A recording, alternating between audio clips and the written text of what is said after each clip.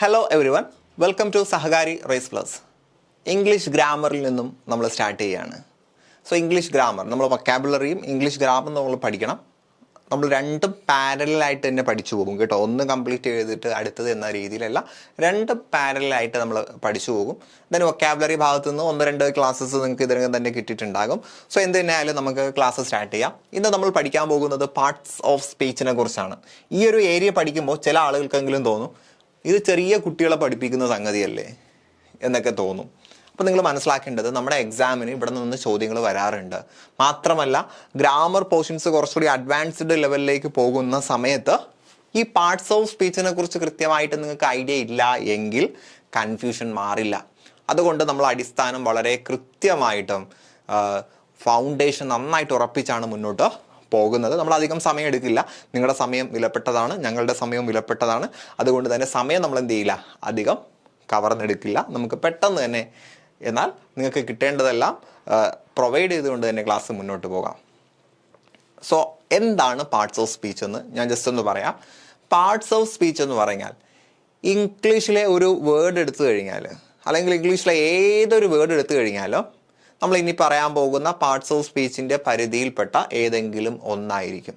അപ്പോൾ ഒരു വേർഡ് എടുത്താൽ നമുക്ക് അതിനെക്കുറിച്ച് ഇന്നതാണ്, ഇത് നൗണാണ്, ഇത് വേർബാണ് എന്ന് പറയാൻ, എന്ന് ഡിഫൈൻ ചെയ്യാൻ കഴിയുന്നതിനാണ് പാർട്സ് ഓഫ് സ്പീച്ച്. അപ്പോൾ ഇംഗ്ലീഷിൽ ഓരോ വേർഡ്സും നമ്മളിനി പഠിക്കാൻ പോകുന്ന 8 പാർട്സ് ഓഫ് സ്പീച്ചിൽ ഒന്നിൽ ഉൾപ്പെടുന്നുണ്ട്. അപ്പോൾ പാർട്സ് ഓഫ് സ്പീച്ച് എത്രയുണ്ട് എന്ന് ചോദിച്ചാൽ 8 കേട്ടോ. നമ്മൾ പഠിച്ചിരിക്കേണ്ടത് 8. ഇവിടെ കൊടുത്തിട്ടുണ്ട്. 1 noun, 2 pronoun, 3 adjective, 4 verb, 5 adverb, 6 preposition, 7 conjunction, 8 interjection. ഇങ്ങനെ 8 എണ്ണമാണുള്ളത്. ദെൻ ആർട്ടിക്കിൾ ഇതിലേതിൻ്റെ കൂട്ടത്തിൽ വരുന്നു എന്നുള്ളതിൽ ചില ഗ്രാമർ ടെക്സ്റ്റിലൊക്കെ ആർട്ടിക്കിൾ 9ാമത്തെ ഒരു പാർട്സ് ഓഫ് സ്പീച്ച് ആയിട്ട് പറയാറുണ്ട്. എന്നാൽ ആർട്ടിക്കിളിനെ നമ്മൾ പരിഗണിക്കുന്നത് അഡ്ജക്റ്റീവിൻ്റെ കൂട്ടത്തിൽ തന്നെയാണ് കേട്ടോ. ഓക്കെ അല്ലേ? അപ്പോൾ ആർട്ടിക്കിൾ സെപ്പറേറ്റ് ആണ്, പാർട്സ് ഓഫ് സ്പീച്ച് ആയിട്ടല്ല നമ്മൾ പറയുക. പാർട്സ് ഓഫ് സ്പീച്ച് പഠിക്കുന്ന സമയത്ത് നമ്മൾ ആർട്ടിക്കിളിനെ കുറിച്ച് പറയില്ല. ആർട്ടിക്കിൾ നമ്മൾ സെപ്പറേറ്റ് ആയിട്ട് തന്നെ ചെയ്യും. ഓക്കെ അല്ലേ? അപ്പോൾ പ്രധാനപ്പെട്ട പാർട്സ് ഓഫ് സ്പീച്ച് ഇതൊക്കെയാണ്: noun, pronoun, verb, adjective, adverb, preposition, conjunction, interjection. Noun എന്ന് പറഞ്ഞാൽ നാമം, പ്രൊനൗൺ സർവനാമം, വേർബ് ക്രിയ, അഡ്ജക്റ്റീവ് നാമത്തെ വിശേഷിപ്പിക്കുന്നത് അഥവാ നാമവിശേഷണം, അഡ്വേർബ് ക്രിയയെ വിശേഷിപ്പിക്കുന്നത് അഥവാ ക്രിയാവിശേഷണം, പ്രിപ്പോസിഷൻ എന്ന് പറയുമ്പോൾ 2 വാക്കുകളെ തമ്മിൽ ബന്ധിപ്പിക്കുന്നത്, കൺജങ്ഷൻ ഒന്നിലധികം വാക്കുകളെ തമ്മിൽ ബന്ധിപ്പിക്കുന്നത്, ഇന്റർജെക്ഷൻ അത് അത്ഭുതത്തെ സൂചിപ്പിക്കുന്ന ചില പദപ്രയോഗങ്ങൾ. ഓരോന്നും നമ്മൾ ഡീറ്റെയിൽ ആയിട്ട് പഠിക്കും കേട്ടോ. ഇതിൽ ഓരോന്നും നമ്മൾ ഡീറ്റെയിൽ ആയിട്ട് പഠിക്കും. ആദ്യമായിട്ട് നമ്മൾ നൗണിനെ കുറിച്ചാണ് പഠിക്കാൻ പോകുന്നത്. വളരെ സിമ്പിളായിട്ടുള്ള ഒരു ഏരിയ ആണ് നൗണിനെ കുറിച്ചുള്ളത്. അപ്പോൾ ആദ്യം തന്നെ പറയാം, നൗണിനെ കുറിച്ച് പഠിക്കുന്ന സമയത്ത് ചില ഏരിയാസ് നമുക്ക് സെപ്പറേറ്റ് ആയിട്ട് എടുത്ത് പഠിക്കേണ്ടതുണ്ട്. കാരണം വൊക്കാബുലറി ഏരിയയിൽ നിന്നും ഇമ്പോർട്ടൻ്റ് ആയിട്ടുള്ള ചില നൗൺ അഥവാ ഇപ്പോൾ സിംഗുലർ, പ്ലൂറൽ, അതേപോലെ ജെൻഡർ നൗൺസ്, അതൊക്കെ നമുക്ക് സെപ്പറേറ്റ് ആയിട്ട് തന്നെ പറയേണ്ട സാധനമാണ്. ഇപ്പോൾ കോമൺലി നൗൺ എന്താണ് എന്ന ഒരു ആകെത്തുകയാണ് നിങ്ങൾക്ക് നൽകുവാൻ വേണ്ടി പോകുന്നത് കേട്ടോ. എന്താണ് നൗൺ, നൗണിനുള്ളിൽ എന്തൊക്കെ ഉൾപ്പെടുന്നുണ്ട് എന്നത് നമ്മൾ ഡിസ്കസ് ചെയ്യാൻ പോവാണ്. നൗൺ എന്ന് പറഞ്ഞാൽ എന്താണ് എന്ന ചോദ്യം വന്നു കഴിഞ്ഞാൽ നമ്മൾ മനസ്സിലാക്കേണ്ടത്, ദ നെയിം ഓഫ് സംതിങ്, ഒരു വസ്തുവിൻ്റെ പേരായിട്ട് പറയുന്നത് എന്തോ അതാണ് നൗൺ. നൗണിനെ കുറിച്ചുള്ള ഒറ്റ വാക്കിലുള്ള ഉത്തരം ഇതാണ്: നെയിം ഓഫ് സംതിങ്. എന്താണ് നൗൺ, എന്താണ് നാമം? നെയിം ഓഫ് സംതിങ്, എന്തെങ്കിലും ഒന്നിൻ്റെ പേര്. ആ എന്തെങ്കിലും ഒന്നുള്ളത് ഒരു വ്യക്തിയാകാം, ആനിമൽ ഒരു മൃഗമാകാം, പ്ലേസ് ഒരു സ്ഥലമാകാം, തിങ് ഒരു വസ്തുവാകാം, കോൺസെപ്റ്റ് ഒരു ആശയം അല്ലെങ്കിൽ ഒരു സങ്കല്പമാകാം. അപ്പം ഏതെങ്കിലും, അത് വസ്തുവാകട്ടെ, ജീവനുള്ളതാകട്ടെ, ജീവനില്ലാത്തതാകട്ടെ, ആശയമാകട്ടെ, എന്തുമാകട്ടെ, ഏതെങ്കിലും ഒന്നിൻ്റെ പേരിനെ കുറിച്ച് നമ്മൾ പറയുന്നത് നൗൺ എന്നാണ്. Nouns are typically used as subjects, objects of preposition, modifiers of the other nouns. നൗണിനെ നമ്മൾ എന്തിനൊക്കെ ഉപയോഗിക്കുന്നു എന്ന് ചോദിച്ചാൽ, ഒരു സെൻറ്റൻസിലെ സബ്ജക്റ്റ് ആയിട്ട് വരുന്നത് നൗൺ ആയിരിക്കും. സബ്ജക്റ്റ് എന്ന് പറഞ്ഞാൽ ഒരു പ്രവൃത്തി ചെയ്ത ആളാണ് സബ്ജക്റ്റ് അല്ലേ.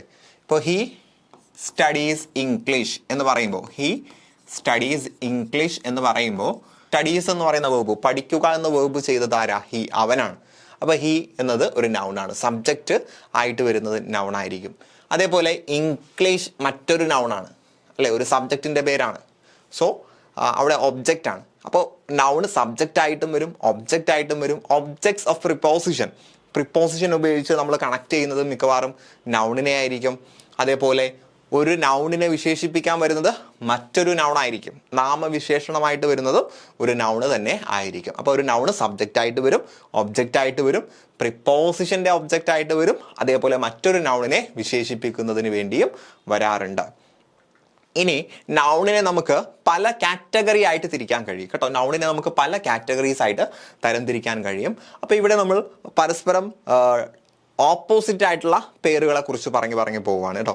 നൗൺ ഇപ്പോൾ നമുക്ക് ഒരു കാറ്റഗറിയാണ് കോമൺ നൗൺ, പ്രോപ്പർ നൗൺ, പിന്നെ കോൺക്രീറ്റ് നൗൺ, ആബ്സ്ട്രാക്റ്റ് നൗൺ. അങ്ങനെ പരസ്പരം ഓപ്പോസിറ്റ് ആയിട്ട് നമുക്ക് പറയാൻ പറ്റുന്ന പേരുകളായിട്ടാണ് നമ്മൾ പറഞ്ഞു പോകുന്നത്. അപ്പോൾ നൗണിനെ നമുക്ക് ആദ്യമായിട്ട് കാറ്റഗറൈസ് ചെയ്യാൻ കഴിയുന്നത് കോമൺ നൗൺ, പ്രോപ്പർ നൗൺ എന്ന രീതിയിലാണ്. എന്താണ് കോമൺ നൗൺ? കോമൺ നൗൺ എന്ന് പറഞ്ഞാൽ nouns are people, places, things that do not have a specific name. നമ്മളൊരു സ്പെസിഫിക് ആയിട്ടുള്ള പേര് കൊടുക്കാതെ കോമൺ ആയിട്ട് ഒന്നിലധികം ആളുകളുടെ മേൽ പറയാൻ പറ്റുന്ന നൗണാണ് കോമൺ നൗൺ. മനസ്സിലായി? അപ്പോൾ കോമൺ നൗൺ ആകുന്ന സമയത്ത് അതൊരു സ്പെസിഫിക് നെയിം അഥവാ ഒരാൾക്കുള്ള പേരല്ല. ഇപ്പോൾ ബോയ് എന്ന് പറയുമ്പോൾ അത് ഏതെങ്കിലും ഒരാൾക്കുള്ള പേരല്ല അല്ലേ. എല്ലാ ആൺകുട്ടികളെ കുറിച്ചും നമുക്ക് ബോയ് എന്ന് പറയാം. വില്ലേജ്, ഗ്രാമം എന്ന് പറയുമ്പോൾ അത് ഏതെങ്കിലും ഒരു സ്ഥലത്തെക്കുറിച്ച് മാത്രമല്ല, എല്ലാ ഗ്രാമങ്ങളെക്കുറിച്ചും നമ്മൾ വില്ലേജ് എന്ന് പറയും. അപ്പോൾ അതൊരു സ്പെസിഫിക് നെയിം അല്ല. അത് നമുക്ക് പല ആളുകളുടെ മേലും അല്ലെങ്കിൽ പല വസ്തുക്കളുടെ മേലും പറയാൻ പറ്റുന്നതാണ് കോമൺ നൗൺ അഥവാ പൊതു നാമം എന്നൊക്കെ വേണമെങ്കിൽ നമുക്ക് പറയാം. ഇപ്പം ഡെസ്ക്, ചെയർ, ലാമ്പ്, കപ്പ് അത് ഏതെങ്കിലും ഒരു വസ്തുവല്ല. കപ്പ് എന്ന് പറയുന്നത് കുറേ കപ്പുകളുണ്ട് അല്ലേ. ലാമ്പ് ഏതെങ്കിലും ഒരു വസ്തുവിൻ്റെ പേരല്ല ലാമ്പ്. അതേ കാറ്റഗറിയിൽ വന്ന എല്ലാത്തിനെയും നമുക്ക് ലാമ്പ് എന്ന് തന്നെയാണ് പറയാൻ പറ്റുന്നത്. പ്രോപ്പർ നൗൺ ആകുമ്പോൾ ഇതിൻ്റെ നേരെ ഓപ്പോസിറ്റ് ആണ്. Proper nouns are people, places and things which specific names അഥവാ പ്രത്യേകമായിട്ടുള്ള പേര്. നമ്മൾ ഈ സ്പെസിഫിക് നെയിം കൊണ്ടുള്ള ഉദ്ദേശം എന്താ? അവർക്ക് വേണ്ടി മാത്രം നമ്മൾ വെച്ചു കൊടുത്ത പേരെന്നാണ്. അവർക്ക് വേണ്ടി മാത്രം നമ്മൾ ഫിക്സ് ചെയ്ത് കൊടുത്തുള്ള പേര്. അപ്പോൾ പ്രോപ്പർ നൗൺ എന്ന് പറയുമ്പോൾ ഒരു നിശ്ചിതമായിട്ടുള്ള വ്യക്തിക്ക് അല്ലെങ്കിൽ ഒരു നിശ്ചിത സ്ഥലത്തിന് അല്ലെങ്കിൽ ഒരു സാധനത്തിന് വേണ്ടി നമ്മൾ നിശ്ചയിച്ചു കൊടുത്തിട്ടുള്ള പേര്. അപ്പോൾ ബോബി ഒരു വ്യക്തിയുടെ പേരാണ് അല്ലേ. ബോബി ഒരു വ്യക്തിയുടെ പേരാണ്. കേരള ഒരു സ്ഥലത്തിൻ്റെ പേരാണ്. ഫ്രൈഡേ വെള്ളിയാഴ്ചയുടെ പേരാണ്, ഒരു ദിവസത്തിൻ്റെ പേരാണ്. കൊല്ലം ഒരു സ്ഥലത്തിൻ്റെ പേരാണ്. അപ്പോൾ അതാത് സ്ഥലങ്ങൾക്കാണ് ആ ഒരു പേര് നമ്മൾ പറയുന്നത് അല്ലേ. കേരള അപ്പോൾ കേരളത്തിന് കൊടുത്തിട്ടുള്ള ഒരു പേരാണ്. അപ്പോൾ സ്പെസിഫിക് നെയിം എന്ന് പറഞ്ഞാൽ ആ ഒരു വസ്തുവിന് അല്ലെങ്കിൽ ആ ഒരു സ്ഥലത്തിന് വേണ്ടി ഫിക്സ് ചെയ്ത് കൊടുത്തിട്ടുള്ള പേരാണ് പ്രോപ്പർ നൗൺ. കോമൺ നൗൺ എന്ന് പറഞ്ഞാൽ ഒന്നിലധികം ആളുകളുടെ മേൽ, അത് ഫിക്സ് ചെയ്തിട്ടുള്ള പേരല്ല. ഇന്ന ഒരു സ്ഥലത്തെക്കുറിച്ച് നമുക്ക് വില്ലേജ് എന്ന് പറയാൻ പറ്റൂ, അങ്ങനെയല്ല. വില്ലേജ് എന്ന് പറഞ്ഞാൽ ആ ഒരു വിശേഷണം ആപ്റ്റായിട്ട് വരുന്ന ഏതൊരു ഗ്രാമത്തിന് നമുക്ക് വില്ലേജ് എന്ന് പറയാം അല്ലെ. പെൻ ഏതെങ്കിലും ഒരു പെന്നല്ല, ആ ഒരു ഗുണവിശേഷണമുള്ള എല്ലാ വസ്തുക്കൾക്കും നമുക്ക് എന്ത് ചെയ്യാം? പെൻ എന്ന് പറയാം അല്ലെ. TV നിങ്ങളുടെ മുന്നിൽ കാണുന്ന ഈ ഒരു DB അല്ലെങ്കിൽ ഡിജിറ്റൽ ബോർഡ് മാത്രമല്ല DB, മറിച്ച് ലോകത്ത് ഒരുപാട് ഡിജിറ്റൽ ബോർഡുകൾ ഉണ്ട്. സ്പെസിഫിക് നെയിം ആകുമ്പോൾ അങ്ങനെയല്ല. ഇപ്പോൾ എനിക്ക് അല്ലെങ്കിൽ നിങ്ങൾക്ക് നിങ്ങളുടെ പാരൻസ് ഒരു പേര് ഫിക്സ് ചെയ്ത് തന്നിട്ടുണ്ട്. അപ്പോൾ നിങ്ങൾക്ക് അതാണ് നിങ്ങളുടെ പ്രോപ്പർ നൗൺ. അപ്പോൾ പ്രോപ്പർ നൗൺ ആകുമ്പോൾ അത് ഒരാൾക്ക് വേണ്ടി ഫിക്സ് ചെയ്ത് കൊടുത്തിട്ടുള്ള ഒരു പേരാണ് എന്ന് മനസ്സിലാക്കുക. കോമൺ നൗൺ അങ്ങനെയല്ല. ഇപ്പോൾ എന്നെ ബോയ് എന്ന് പറയണമെങ്കിൽ അല്ലെങ്കിൽ എന്നെക്കുറിച്ച് മാൻ എന്ന് പറയണമെങ്കിൽ ആരെങ്കിലും എനിക്ക് ആ ഒരു മാൻ എന്ന പേര് സ്പെസിഫൈ ചെയ്ത് തന്നതല്ല, മറിച്ച് ഞാൻ ആ ഒരു കാറ്റഗറിയിൽ സ്വാഭാവികമായിട്ടും ഉൾക്കൊണ്ടതാണ് കേട്ടോ. അങ്ങനെ മനസ്സിലാക്കുക. കോമൺ നൗൺ ആകുമ്പോൾ ആരും ആ ഒരു പേര് സ്പെസിഫൈ ചെയ്ത് കൊടുക്കേണ്ട ആവശ്യമില്ല. പ്രോപ്പർ നൗൺ അങ്ങനെയല്ല, ആ ഒരു പേര് ആരെങ്കിലും ഒരാൾ നമുക്ക് ഫിക്സ് ചെയ്ത് തന്നതായിരിക്കും. അപ്പോൾ കോമൺ നൗൺ ഒരു പേര് തന്നെ കുറേ ആളുകളെ കുറിച്ച് നമുക്ക് പറയാൻ പറ്റും. പ്രോപ്പർ നൗൺ അങ്ങനെയല്ല, ആ പേര് നമുക്ക് ഫിക്സ് ചെയ്ത് തന്നാൽ മാത്രം നമ്മളെക്കുറിച്ച് മാത്രം ആ ഒരു പേര് അറിയപ്പെടും. സെറ്റ് അല്ലേ? ഓക്കെ അല്ലേ? ദെൻ അടുത്ത കാറ്റഗറിയാണ് കോൺക്രീറ്റ് നൗണും അബ്സ്ട്രാക്റ്റ് നൗണും. അപ്പോൾ അവിടെ എന്താണ് കോൺക്രീറ്റ്, എന്താണ് അബ്സ്ട്രാക്റ്റ് എന്ന് കൃത്യമായിട്ടും പഠിക്കുക. കോൺക്രീറ്റ് എന്ന് പറഞ്ഞാൽ നമുക്ക് സെൻസ് ചെയ്യാൻ കഴിയുന്ന സംഗതികളാണ്. അപ്പോൾ ഇവിടെ കണ്ടില്ലേ, A concrete noun is something you can touch, here, smell, taste, sense ചെയ്യാന്ന് പറഞ്ഞാൽ പഞ്ചേന്ദ്രിയങ്ങൾ കൊണ്ട് തിരിച്ചറിയുന്നതിനാണ് നമ്മൾ സെൻസ് എന്ന് പറയുന്നത്. അപ്പോൾ പഞ്ചേന്ദ്രിയങ്ങൾ കൊണ്ട് തിരിച്ചറിയാൻ കഴിയുന്ന നൗൺസ്, അതിനെയാണ് നമ്മൾ കോൺക്രീറ്റ് നൗൺസ് എന്ന് പറയുന്നത്. അപ്പോൾ പഞ്ചേന്ദ്രിയങ്ങൾ കൊണ്ട് തിരിച്ചറിയാൻ കഴിയുന്ന വസ്തുക്കളുടെ പേരാണ് കോൺക്രീറ്റ് നൗൺ. ഇവിടെ എക്സാമ്പിൾ ആയിട്ട് വേവ്, തിരമാല, കാണാൻ കഴിയില്ലേ? ഹാമർ, കാണാൻ കഴിയില്ലേ? ലോബ്സ്റ്റർ, അതൊരു ആനിമലാണ്, അതിനെ കാണാൻ കഴിയില്ലേ? കാണാൻ കഴിയും. ഓക്കെ അല്ലേ? ദെൻ അബ്സ്ട്രാക്റ്റ് നൗൺ എന്ന് പറയുന്നത് എന്തല്ല, കാണാൻ കഴിയുന്ന സംഗതിയല്ല. അപ്പോൾ കോൺക്രീറ്റ് നൗണ് സെൻസ് ഓർഗൻസ് ഉപയോഗിച്ച്, കാണാൻ മാത്രമല്ല സെൻസ് ഓർഗൻസ് ഉപയോഗിച്ച് നമുക്ക് തിരിച്ചറിയാൻ കഴിയുന്നതാണ് കോൺക്രീറ്റ് നൗൺ. ഇപ്പോൾ സ്വീറ്റ്, മധുരം എന്ന് പറയുന്നത് നമുക്ക് ടേസ്റ്റ് ചെയ്ത് അറിയാൻ കഴിയില്ല. അപ്പോൾ സെൻസ് ചെയ്ത് അറിയാൻ കഴിയുന്നത് കോൺക്രീറ്റ് നൗൺ. നമുക്ക് സെൻസ് ചെയ്യാൻ കഴിയാത്തത് അബ്സ്ട്രാക്റ്റ് നൗൺ. ഈ ഒരു പിക്ചറിൽ നോക്കുമ്പോൾ അവിടെ ഒരു കുട്ടി സന്തോഷിക്കുകയാണ് അല്ലേ? അപ്പോൾ കുട്ടിയുടെ സന്തോഷം എന്ന് പറയുന്ന ആ ഒരു വികാരം ഉണ്ടല്ലോ, അത് അബ്സ്ട്രാക്റ്റ് ആണ്. ഇവിടെ കൊടുത്തിരിക്കുന്നത് ആ കുട്ടിയുടെ ആ ഒരു ഇമോഷൻ്റെ റിയാക്ഷനാണ്. സന്തോഷം എന്ന് പറയുന്ന യഥാർത്ഥത്തിൽ കാണാൻ കഴിയില്ല. ഇവിടെ ആ കുട്ടി ചിരിക്കുന്നത് നമുക്ക് കാണാൻ കഴിയും അല്ലേ? ചിരിക്കുന്നത് നമുക്ക് കാണാൻ കഴിയും. അപ്പോൾ അബ്സ്ട്രാക്റ്റ് നൗൺ എന്ന് പറഞ്ഞാൽ നമ്മുടെ കണ്ണിൽ അല്ലെങ്കിൽ സെൻസറി ഓർഗൻസ് ഉപയോഗിച്ച് തിരിച്ചറിയാൻ കഴിയാത്തത് അബ്സ്ട്രാക്റ്റ് നൗൺ. സെൻസറി ഓർഗൻസ് ഉപയോഗിച്ച് തിരിച്ചറിയാൻ കഴിയുന്നത് concrete nouns. So concrete nouns are people, places, things that physically exist അല്ലെ, ഭൗതികമായിട്ട് നിലനിൽക്കുന്നത്. മാത്രമല്ല can be experienced with sense, നമുക്ക് നമ്മുടെ സെൻസ് ഉപയോഗിച്ച് കാണാൻ കഴിയും. അതാണ് കോൺക്രീറ്റ് നൗൺ. കോൺക്രീറ്റ് നൗണിൻ്റെ മറ്റൊരു പേരാണ് മെറ്റീരിയൽ നൗൺ. കേട്ടോ, കോൺക്രീറ്റ് നൗണിൻ്റെ മറ്റൊരു പേരാണ് മെറ്റീരിയൽ. അപ്പോൾ വസ്തുക്കളെയാണ് നമുക്ക് കാണാനും കേൾക്കാനും തൊടാനും രുചിക്കാനും ഒക്കെ കഴിയുന്നത്. ഉദാഹരണം ഡോഗിനെ കാണാൻ കഴിയും.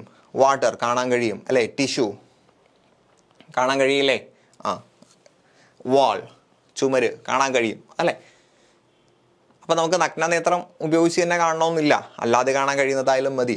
Then abstract nouns refer to ideas. Abstract nouns എന്ന് പറയുമ്പോൾ ഏതെങ്കിലും ഒരു ആശയം അല്ലെങ്കിൽ തോട്ട്സ്, ചിന്ത, അല്ലെങ്കിൽ ഏതെങ്കിലും ഒരു ക്വാളിറ്റി ആയിരിക്കും. These things are not concrete. ഇവയെ നമുക്ക് എന്ത് ചെയ്യാൻ കഴിയില്ല? സെൻസ് ചെയ്യാൻ കഴിയില്ല. And cannot be touched, measured or weighed. തൂക്കാനോ അളക്കാനോ ഒന്നും കഴിയാത്തതാണ്. ഉദാഹരണം സ്നേഹം, ഹേറ്റ്, വെറുപ്പ്. സ്നേഹം ഒന്നും അളക്കാൻ കഴിയില്ല അല്ലേ?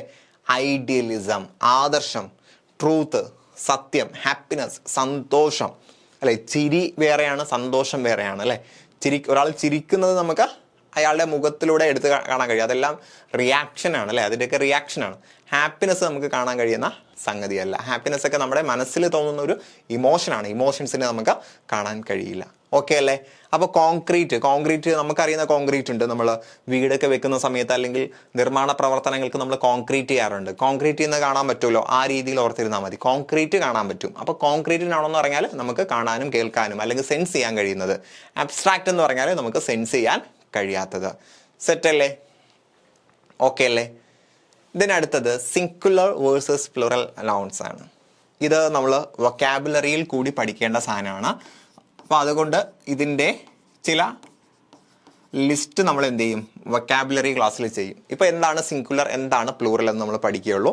സിംഗുലർ എന്ന് പറഞ്ഞാൽ ഒന്നിൻ്റെ മേൽ അറിയിക്കുന്നത്, പ്ലൂറൽ ഒന്നിലധികം ഉള്ള കാര്യങ്ങളുടെ മേൽ അറിയിക്കുന്നത് അല്ലേ? So a singular noun is a noun that is used when someone is referring to only one thing. ഒരു വസ്തുവിനെ കുറിച്ച് മാത്രം സൂചിപ്പിക്കാൻ നമ്മൾ ഉപയോഗിക്കുന്നത് സിംഗുലർ നൗൺ. ഉദാഹരണം table, woman, frame, car, street, dress.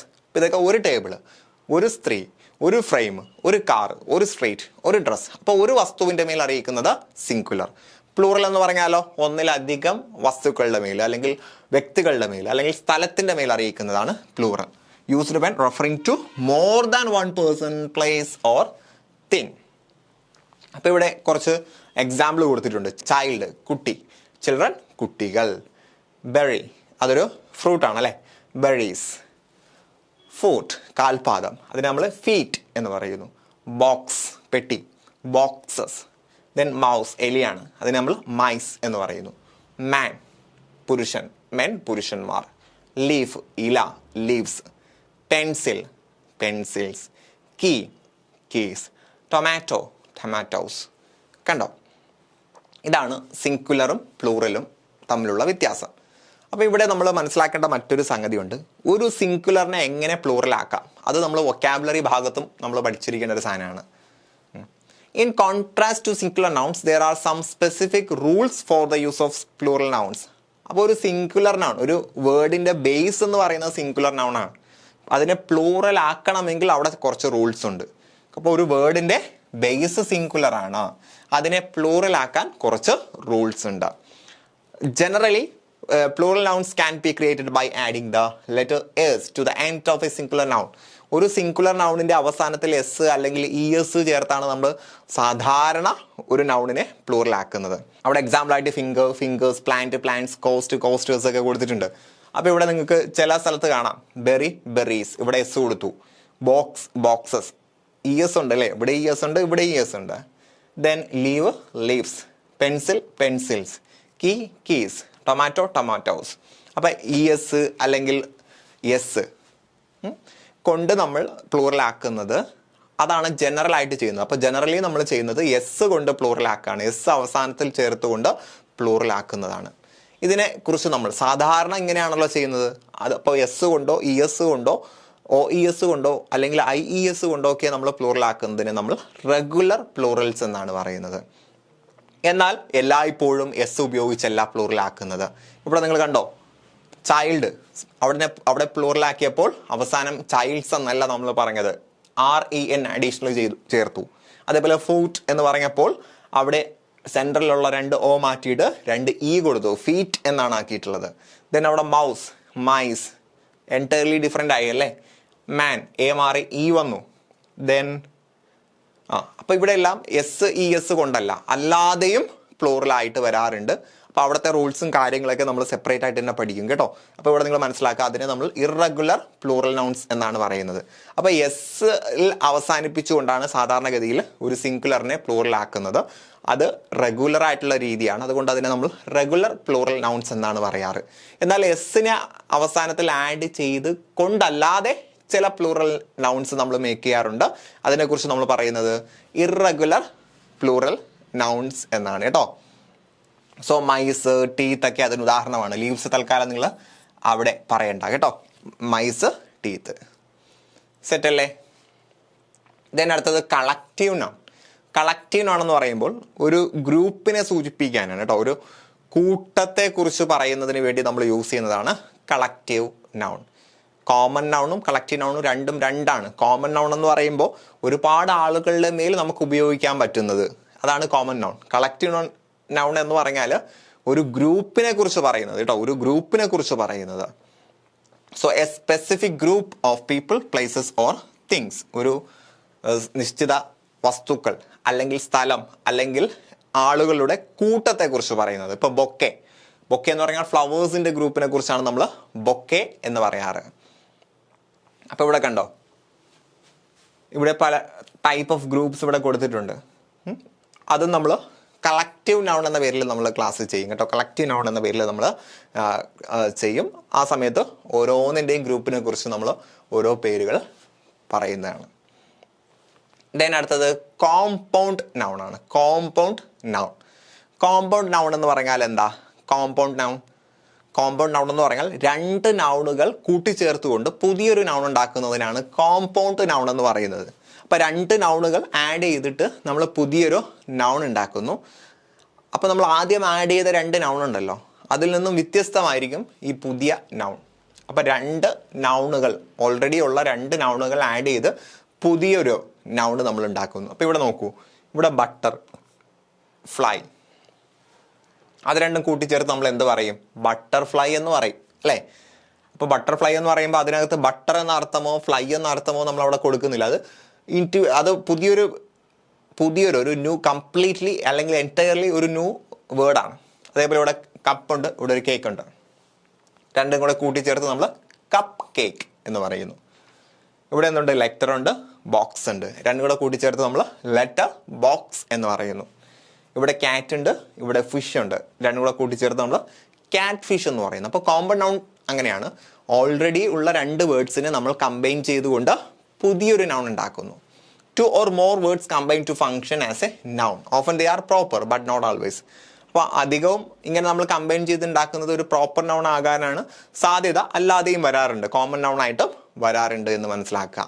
അപ്പോൾ പസഫിക് ഇപ്പോൾ പെസഫിക് എന്ന് പറയുന്ന ഒരു പേരാണ്, ഓഷ്യൻ എന്ന് പറയുന്ന മറ്റൊരു പേരാണ്. ഇത് രണ്ടിനെയും കൂട്ടിച്ചേർത്തുകൊണ്ട് നമ്മൾ പെസഫിക് ഓഷ്യൻ എന്ന് പറയുന്നു. അതിനേക്കാൾ കുറച്ചുകൂടി ആപ്റ്റ് ഞാനിവിടെ കൊടുത്തിരിക്കുന്ന പിക്ചറിലാണ്.